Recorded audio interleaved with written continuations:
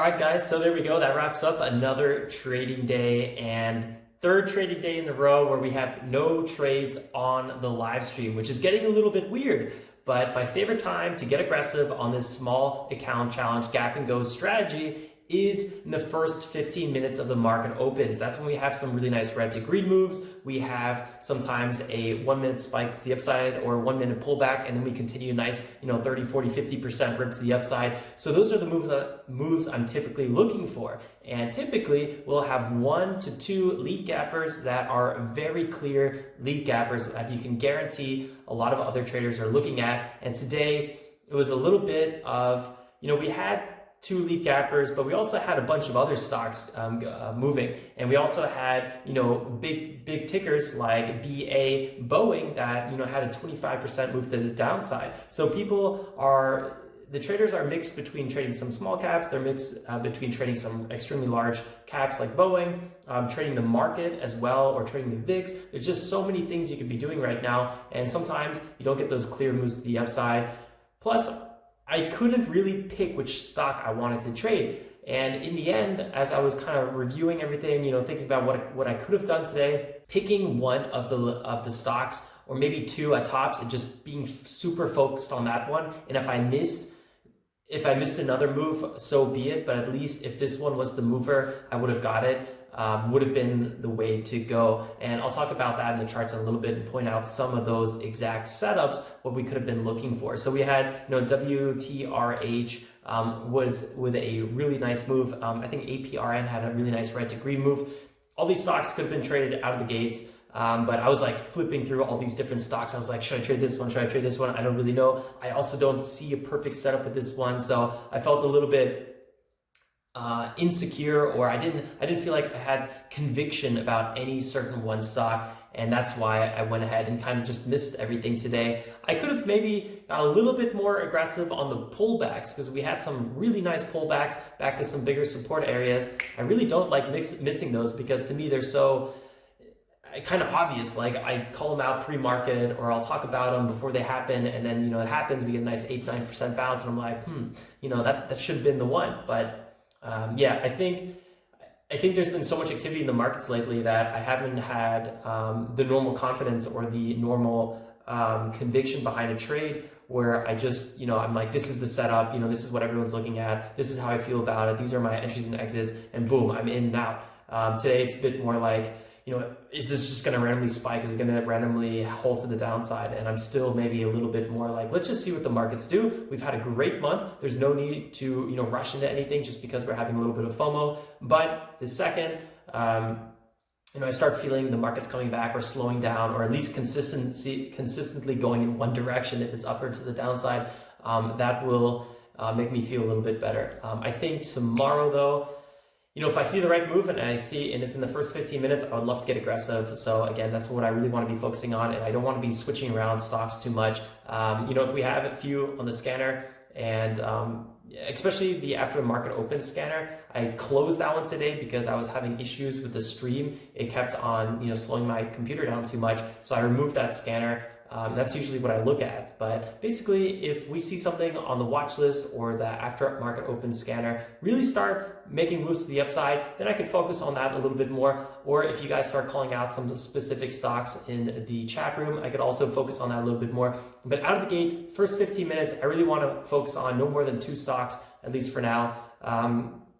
I think that has been a big lesson in the past and again now. So I wanted to implement that a little bit more tomorrow. All right, let's go to the charts. Some really fun movers today. I think you guys will like it. Shouldn't be too long of a recap. So guys, if you are enjoying this content, don't forget to hit that like button. And if you're totally new here, I'd love to see you again. And if you want to learn more about trading, don't forget to hit that subscribe button and the bell icon too. So guys, let's go to the charts now and wrap this recap up.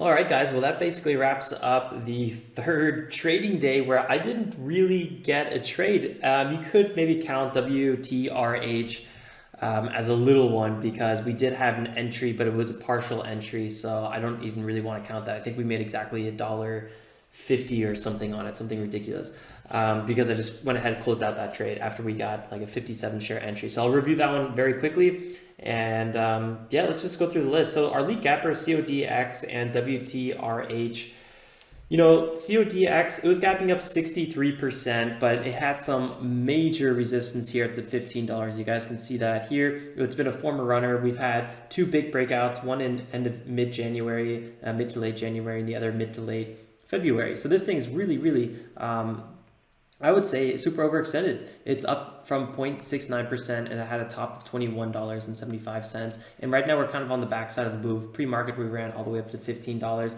It did have a little bit of a catalyst about it. FDA policy change to allow for the COVID virus test. Where we can see that. Here we go.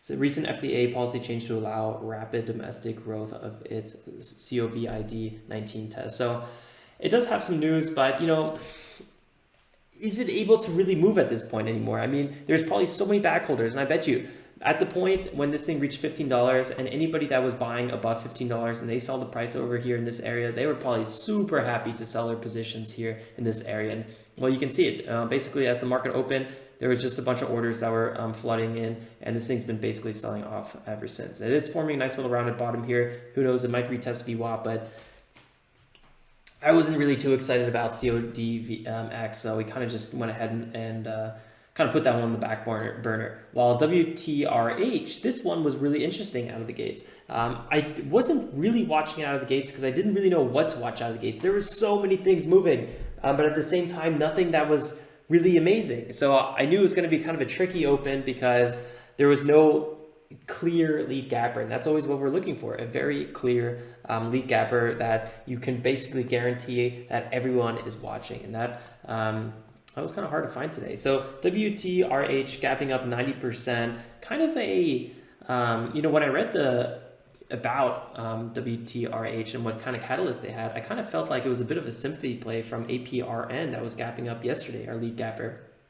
I'll tell you why. They do a bit of food delivery, more for restaurants, and they had an article out that they offer now free, no contact, right here you need to say it, no contact delivery. Drivers will continue to pay hourly employees. Two restaurants, that's what I was looking for. So kind of a coronavirus play, if you will, to that extent. Second big green day. And yeah, let's see how this thing goes. I have a limit order still at 0.6. I originally had one here, and this is where you can see that little bounce play on it. We had a triple bottom here. I typically never trade triple bottoms, but I thought this could be a nice 3 to 5% bounce, which it kind of was if we had a perfect entry and perfect exit. Actually at 8%, 7 to 8%. The problem was we bounced down here. I got a partial fill of 54 shares, and at this price, that was nothing. We ran back up here. It was like, I don't know, it was like a $40 entry position size. And I was like, you know what? I'm not going to wait till the price comes back down because that's a whole different play then. I wanted an initial bounce, which we kind of got. I would have took my 3%, moved on. So I just kind of closed the position, which is it is what it is. I mean, it happens sometimes, but yeah, so WTRH wasn't really the one. The way we could have traded this one, and I kind of regret that I didn't do this, here at 0.83, the initial bounce after the market opened would have been the ticket, I think. Buying this area right here and then selling either into the first spike or holding for a second spike near VWAP. I would have not held past a potential break past VWAP, so I don't think I would have got 20%, but I think 7 to 9% move on WTRH, probably more like 5 to 7% move on WTRH would have been very realistic, and I feel like any other day I would have done this trade, but I don't know, maybe I'm still like super conservative from the last few weeks, and since today we didn't get that super big volume, I kind of missed some of the more conservative entries, or more, I guess, almost aggressive entries. I don't know. This is just generally a perfect entry, and somehow I did not place my limit order here, even though I was already thinking that like this would be a good setup. So a little bit disappointed that I didn't do that. Let's actually look at APRN, which was the big runner from the day before. Right now it's on its second big green day. You can see these are all limit orders I still have open. Today we didn't get any trades in. It was just so many missed opportunities. So I still have a limit order here because this is near some big time long-term support. Let me quickly show you guys this. Let me zoom in on APRN. So you can see here that 1.35, 1.5 is kind of like where we had a little break to the downside. We had some bounces off this area. So I do like this kind of 5.3 area, and also 5.5 is always one of those nice areas as well. So I have my limit order at 5.38. I'll probably go ahead and remove this in the next 1 or 2 hours. I'm also thinking about just maybe holding it here a little bit longer. I really do think on one of these 4 plays, my limit orders is going to go down, get executed, and we'll have a nice little, 5, 10, 15% bounce. I would not be surprised. But this is not really how I want to be trading this gap and go small account challenge. This is more how I trade my IRA account, which does very well as well. But this is a little bit, I would say, a little bit mixing strategies in this account, and that's just because I would like to at least get 1 or 2 trades in today, just to maintain our cycle and maintain the account growth. Since the last 3 trades during the stream, I have had no trades. We did on Friday have 1 trade, but that was after the stream in the same way, where we had a leftover limit order, and then we got a nice little execution. But let's see, APRN pulling back right now. So APRN lead gapper from the day before. This morning, kind of interesting. It was a 40% gap here, maybe 50. Actually, that was a whole wrong click. Yeah, it's about 40% gap up. Yesterday runner, I was kind of hesitant to jump on this one. This could have been a really, really nice red to green move. You can see we pulled back to $5, found some big support, ripped up 46%. Like, why did I not trade that? This was perfect. Kind of annoying that I just was missing this one. And it's just the fact that our scanner had so many things that were kind of interesting, but nothing was like, this is what I want to be trading with the market open. So maybe I should have just said, APRN, big runner from yesterday, maybe OPGN or WTRH, because that was a new gapper. So I should have just picked 1 or 2 and just focused on it and been like, how do I want to trade this one? How do I want to trade this one? I think that would have been a really good ticket today. And yeah, I don't know, kind of disappointed I didn't do that. But as we broke here above 5.5, could have got aggressive, could have brought this breakout. It was just such a nice run. I was a little cautious trading APRN, because we have the 180-day moving average here. We have some big time support and resistance in this area. So from about 6.5 to 7 is some big resistance, 180-day moving average. So I didn't really want to just buy into the breakout after we got all the way over here. I felt like that was a little bit overextended of a move. So plus it's the second big green day. It's not the first big green day. But APRN, yeah, I don't know. Doesn't even really have any news about it. It's just kind of like a coronavirus play as well, because it's, home delivery, food. I don't know. Just, it's been so weird lately with this kind of overextended catalyst. I mean, we've been trading this catalyst now for it feels like 4 weeks. I might be wrong there. But basically the beginning of the first bigger dip in the market in SPY. Let me quickly look this up. So this is where the Wuhan news first coming out. So like late January, early February. Then we had this continuation here, and then we had started getting the bigger pullback. So this was still very, very clean trading. This is when the catalyst was very, very new. And then here we've been basically just playing the backside of these moves. And it's been very unusual with the small account challenge lately, because we're trading gap and goes, and most of the gap and goes lately have been a little bit more bounce trades. Let's see what else we got here. MBRX. This was another one I was looking at, and I was thinking that this could be our lead gapper, but it had no catalyst. It was really nice in the price range, 33 million, but it was wait, I said that wrong. It was in a really nice market cap area of 33 million, but the price range was wrong. It was under $1, and I typically don't like trading sub-dollar, because a lot of traders avoid those because they come with extra fees on offshore brokers. And sometimes you have to pay a cent or 0.07 cents per share. So when you're trading these sub-dollars, you'll be trading thousands of shares, and that's when it gets really, really expensive. And so a lot of traders just avoid them totally. And that's why you see sometimes huge spreads. You see really messy chart patterns. Breakouts might be a little bit more less predictable. You kind of get these big wicks. That's just all classic sub-dollar kind of territory, which could be great for dip buying and stuff like that. But still, I don't know. Kind of wanted to avoid that a little bit. But it was pulling up 150%. It was this kind of one of the potential lead gappers. But check this out. We had a huge bottom here at 0.32, pulled all the way up to $1.10 or something like that pre-market, and then we're pulling back. And we pulled back to 0.66, and then even further here. So maybe getting some bounce plays on 0.6 would have been the way to go. We did identify that there was big time support in this area, so that could have been a way to trade MBRX. And I don't know. I kind of felt like it was already had its run, and it wasn't a clear mover. It didn't have a lot of volume behind it. Check this out. $7.6 million volume. That's tiny. I mean, this thing's basically just not trading. For the stocks with similar volume or similar market cap, similar float, you know, this thing's 100, APR ends $113 million volume, so much bigger. WTRH, about $31 million volume. OPGN, at $29 million volume. What I really like about OPGN, the big ticker or the big mover from the day before, this was our lead gapper, is check this out, 22 million market cap, 5.5 million shares outstanding. That's typically exactly what we're looking for. It just had really nice float, and today was that, you know, potential second big green day. And I was watching it here in this $5 area. As we were kind of running up here. I missed the move to the upside here. I would have loved trading OPGN out of the gate. We had a nice break above 4, all the way to 4.3, pulled back to 4.7, and then just ran again. So buying this pullback, this breakout of 4, buying that pullback, and then just riding the rip and selling the strength in here, would have been such a good play.